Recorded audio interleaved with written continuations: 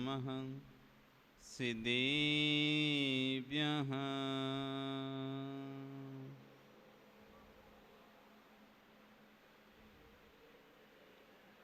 ॐ नमः सिद्धेभ्यः।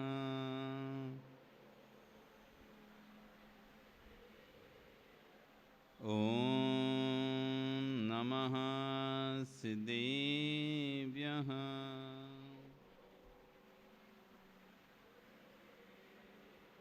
नमः श्रीवर्धमानाय निर्धूतकलिलात्मने सालोकानां त्रैलोकानां यद्विद्यादर्पिणायते। नमो अरिहन्ताणं नमो सिद्धाणं नमो आयर्याणं नमो वज्रायाणं नमो लोये सव्यसाहुणं। बोले अनंत अनंत से परमेष्टि भगवान की, आदिरम आदिनाथ भगवान की, वर्तमान शासने महावीर भगवान की, आचार्य समद्भक्त स्वामी महाराज की, आचार्य विश्व सागर जी महाराज की, अहिंसा में विश्व धर्म की।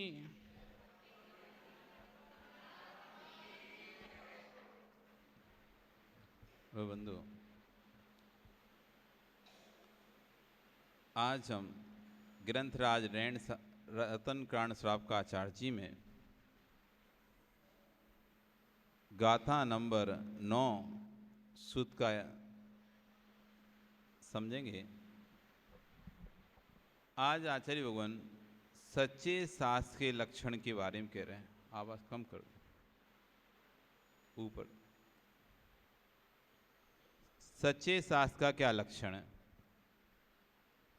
आप तो पज्ञमनुल्लंघम मृदृष्टेश विरोधकम तत्वोपदेश कृत सार्वम शास्त्रम का पद घटनम।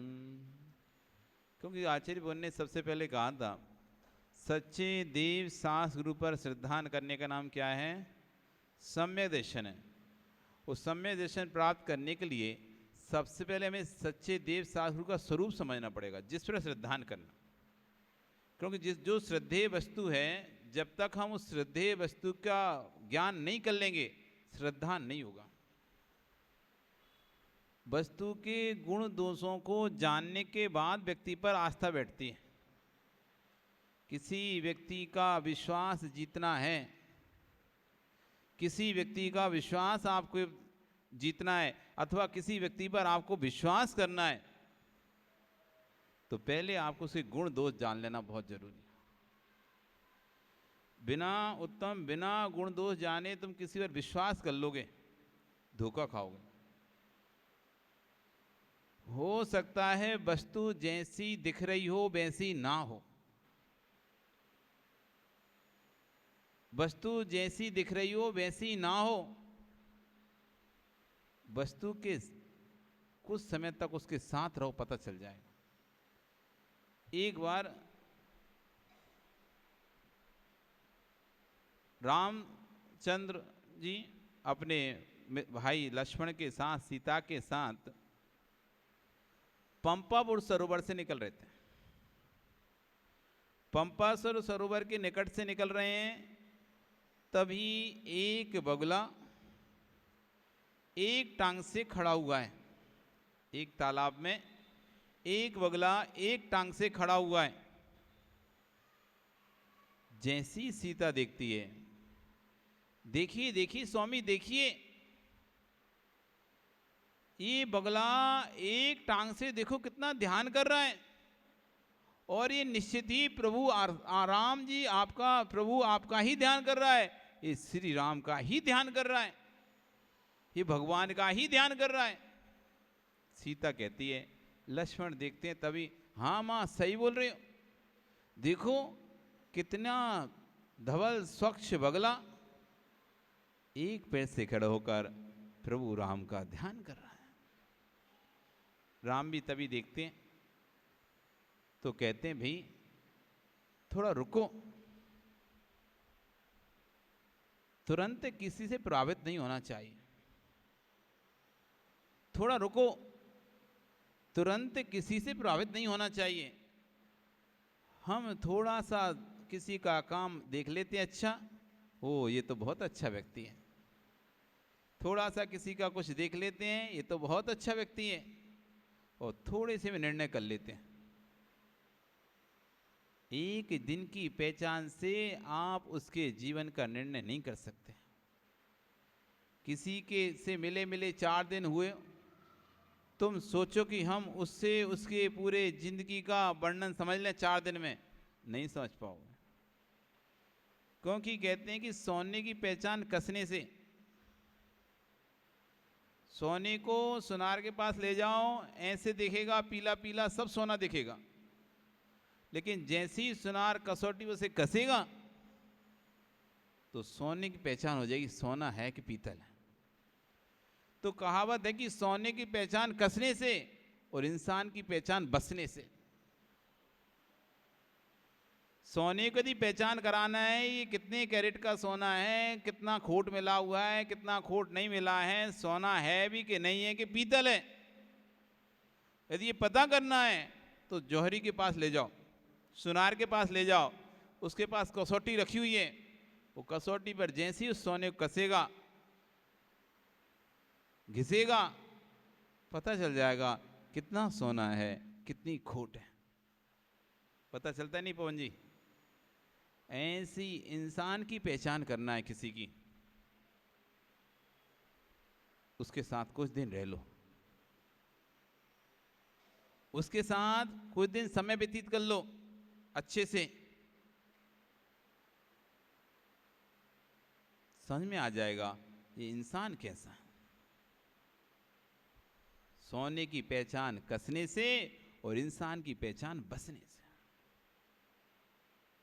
बताओ, शादी के पहले आपको फोटो दिखाया जाता है, ये लड़का है, और इनको फोटो दिखाया जाते हैं लड़की है, दोनों के चेहरे सुंदर दिखाई देते हैं। लड़की को लड़का पसंद आता है, लड़के को लड़की पसंद आती है, दोनों एक दूसरे को पसंद कर लेते हैं, बड़े धूमधाम से शादी हो जाती है। लेकिन जब वो दोनों एक साथ एक कमरे में रहते हैं, तब एक दूसरे का स्वभाव पता चलता है इनको। अरे चेहरा ही सुंदर था, चेहरा ही सुंदर था, स्वभाव सुंदर नहीं है। सुंदर चेहरा देखकर शादी तो कर ली, लेकिन सुंदर स्वभाव नहीं ला पाए। क्यों? आप एक दिन के एक फोटो को चेहरा देखकर प्रभावित हो गए थे, आपको पता नहीं था ये लड़की इतनी जिद्दी है, इतनी जिद्दी है, अपने माता पिता की तो सुनती नहीं है, अब शादी होकर बहू बन के आ गई, तुम्हारी तो कटिया खड़ी कर दे। स्वभाव ने जाने नहीं कि गुस्सा करती है, घर में लड़ाई करती है, माता पिता की सुनती है कि नहीं सुनती, किसका कैसा क्या नेचर है, लड़ाकू प्रकृति की है, जवाब देने वाली प्रकृति की है, किस तरह की प्रकृति है, आपने नहीं पता किया, शादी कर ली। इन्होंने नहीं जाना कि सामने वाला गुस्सेल है, कैसा है, सक्की दिमाग का है। चेहरा देख लिया, अच्छा परिवार है, लड़का कमाता है, लड़का बड़े घर का है, बस इतना देख लिया। बाद में पता चला ये तो हम किसी से 2 मिनट खड़े होकर बात कर लेते हैं, तो इसमें इसको पूछ लगता है कौन था, क्या कर रहे, किससे बात कर रहे। अरे इतना शक अभी तक तो नहीं समझ में आ रहा था, अब जब रहे साथ में पता चला लड़का तो बड़ा गुस्सेल है, छोटी सी बात पर ऐसे तमाता है और सारा सामान तोड़ देता है, फोड़ देता है, फेंक देता है, छोटी छोटी बातों में शक करने लगता है, छोटी छोटी बातों में गुस्सा करने लगता है, छोटी छोटी बातों में चिड़चिड़ाहट करने लगता है। ये कब पता चला? जब शादी हो रही तब तो कुछ समझ में नहीं आया, तब तो हाँ माता पिता ने देख लिया, लड़का एक बार जाके देख आए, हाँ घर परिवार अच्छा है, सब कुछ अच्छा है, वो भी पैसे वाले हैं, वो भी पैसे वाले हैं, उनके यहाँ भी सब धन संपन्न है, इनके यहाँ भी समाज में इज्जत है, उनकी भी समाज में इज्जत है, बस देख लिया, फाइनल हो गया शादी का। क्या क्या देखते हो तुम शादी में? उसकी समाज में इज्जत है, हमारी समाज में इज्जत है। उसके घर में पैसा है, बढ़िया है, बेटी सुखी रही, घर का मकान है, घर का है, बड़ा सा घर है, नौकर चाकर है, गाड़ी घोड़ा है, सब कुछ है, लड़का बढ़िया है, कुछ खाता पीता नहीं है, बुरे व्यसन नहीं है, बस ये देख लिया। तुम ये देख पाए थे कि लड़का सखी स्वभावी है?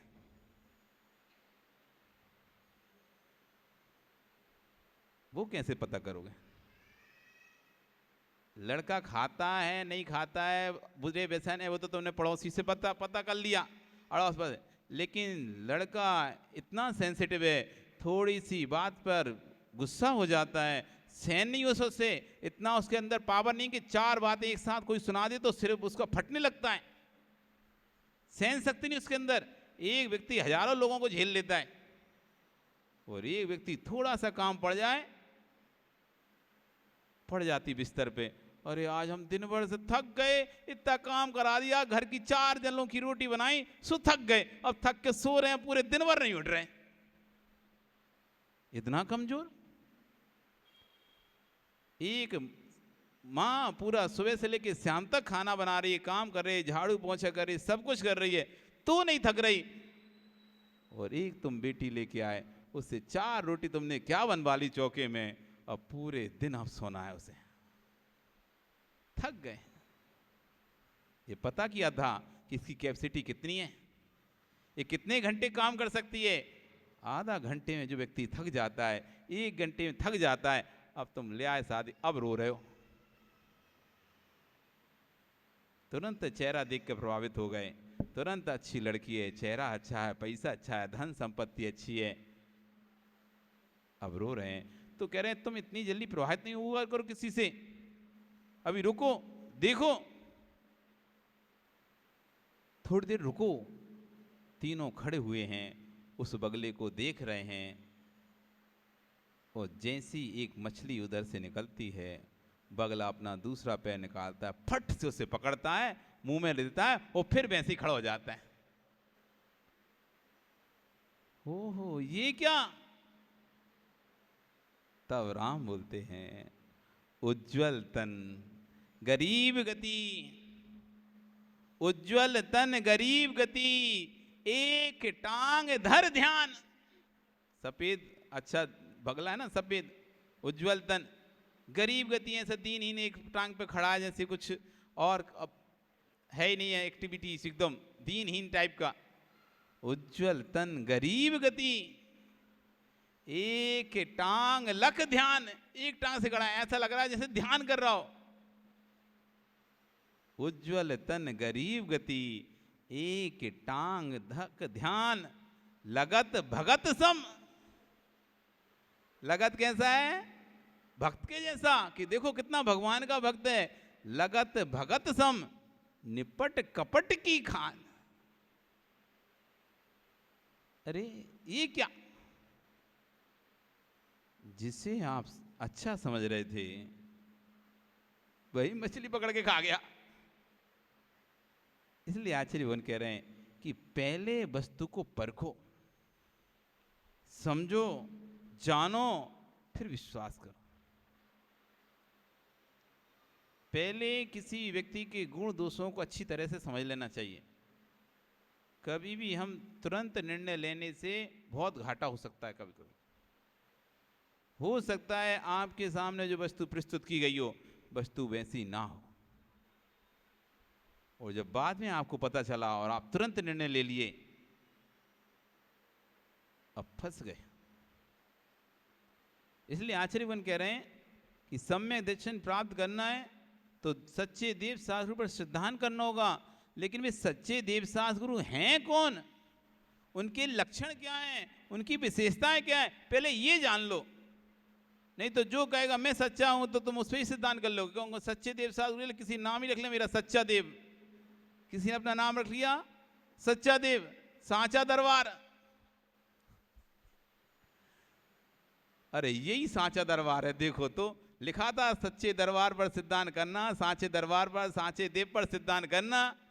तो कहीं तुम निकले और वहां देखा लिखा था सच्चे देव का मंदिर। हाँ यही है, यही मंदिर है, इसी पे सिद्धांत करना है। आज मिल गया, बहुत दिनों बाद मिला सच्चे देव का मंदिर।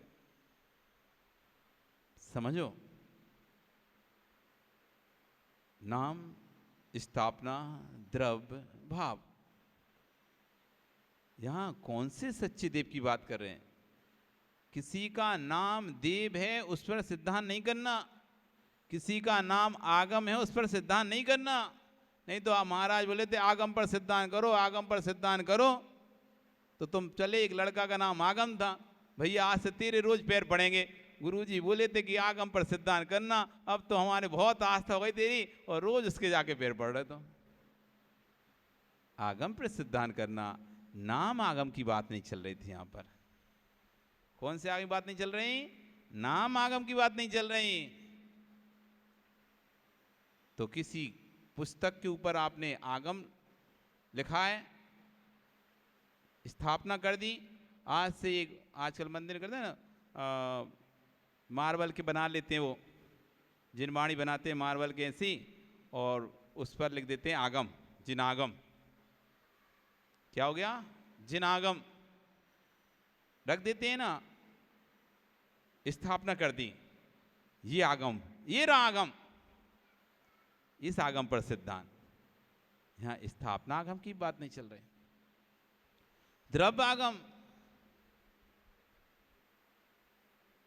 कोई व्यक्ति कुछ भी लिख जाए और उसको कहे कि मैं आगम लिख रहा हूं, यहां उस आगम की भी चर्चा नहीं है। तो फिर किसकी चर्चा है? यहां भाव आगम की चर्चा है, भाव आगम की चर्चा है। जो जिस वस्तु का जैसा यथार्थ स्वरूप है उस वस्तु के वैसे यथार्थ स्वरूप पर सिद्धांत करना, ये भाव आगम है। तो कह रहे हैं कि आपको जब तक पता नहीं होगा कौन से देव पर सिद्धांत करना है, कौन से शास्त्र पर सिद्धांत करना है, कौन से गुरु पर सिद्धांत, सच्चे कहने से उनका भाव समझ नहीं आ पाएगा। भाव के लिए आपको कसौटी कसना पड़ेगी।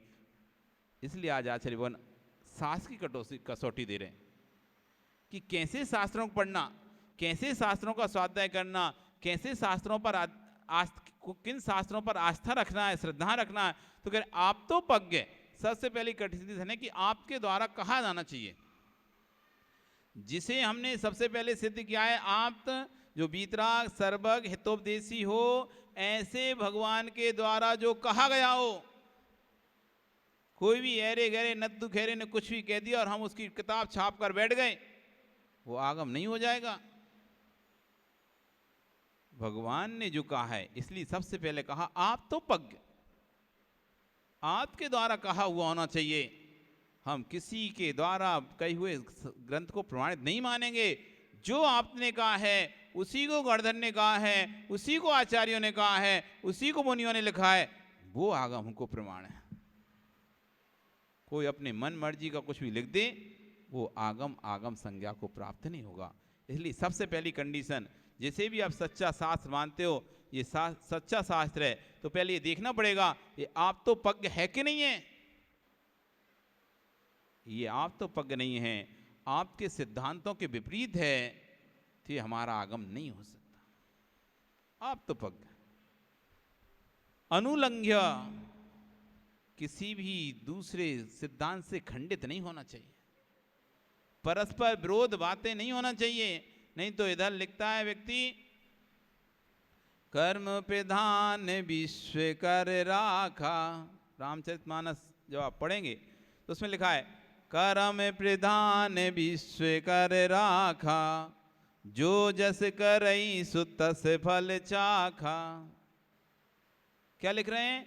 ये संपूर्ण विश्व कर्म प्रधान है, जो जैसा कर्म करता है वो वैसे ही फल को प्राप्त कर रहा है।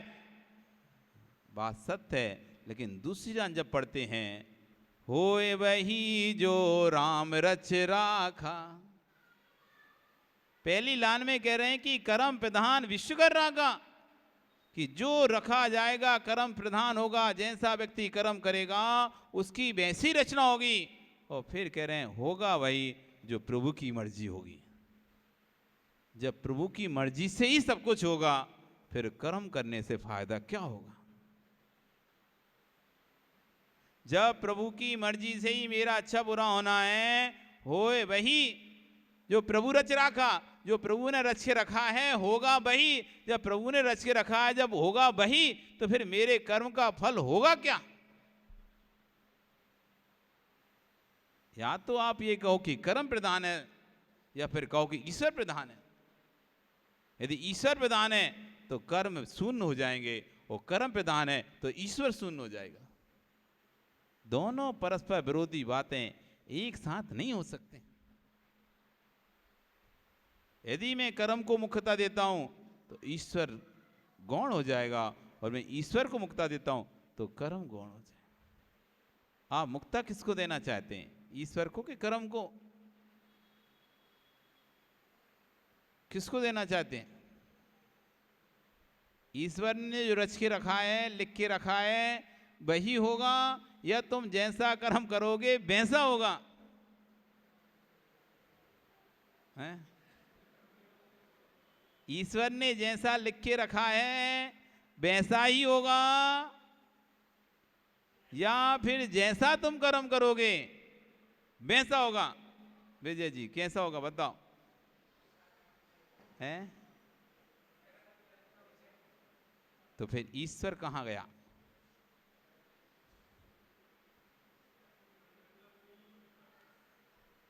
जब हम कैलाश जी ईश्वर को कर्ता बनाएंगे तो कर्म अकर्ता हो जाएगा, और कर्म को कर्ता बनाएंगे तो ईश्वर कर्ता हो जाएगा।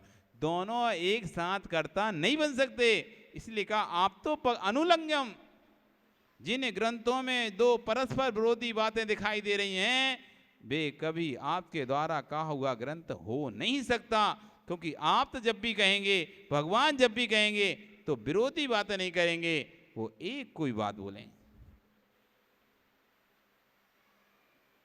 इसलिए कहा अनुलंघ्य है। जिस बात को कोई काटने में समर्थ ना हो, कोई भी उस बात को ना काट पाए, ऐसी बात जिसमें लिखी रहती है वह सच्चा शास्त्र होता है। जिन बातों का काट सामने दिखाई दे रहा है, इधर कहते हैं कर्म विश्व राखा, कर्म प्रधान है, उधर कह रहे हैं भगवान जो रचेगा वही होगा।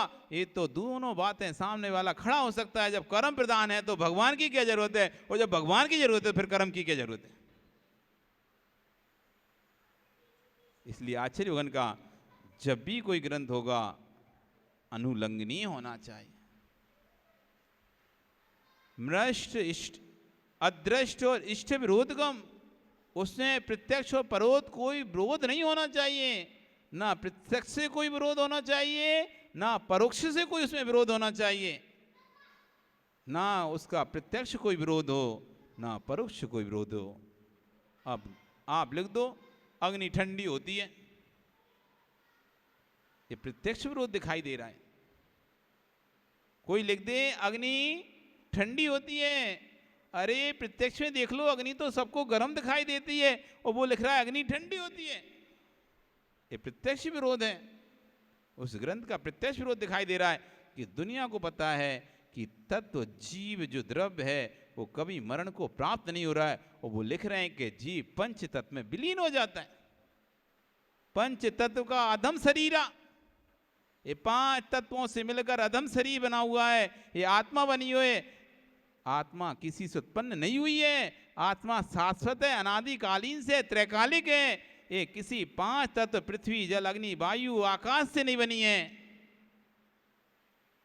कि पृथ्वी जल अग्नि आयु व आकाश का संपर्क हुआ और एक वस्तु तैयार हो गई जिसे आप जीव कहने लगे।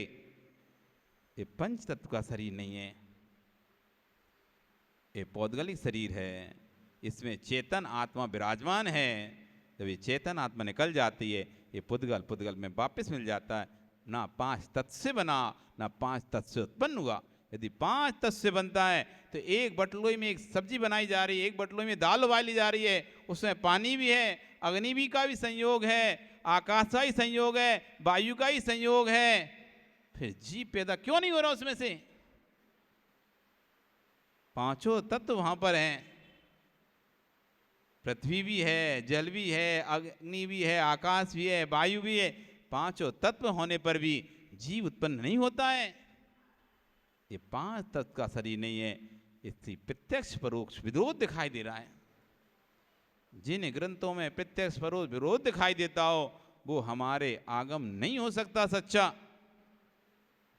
तत्वोपदेश कृत सार्वम, और जिसमें सभी जीवों को हित करने वाला तत्व का उपदेश दिया जाता हो।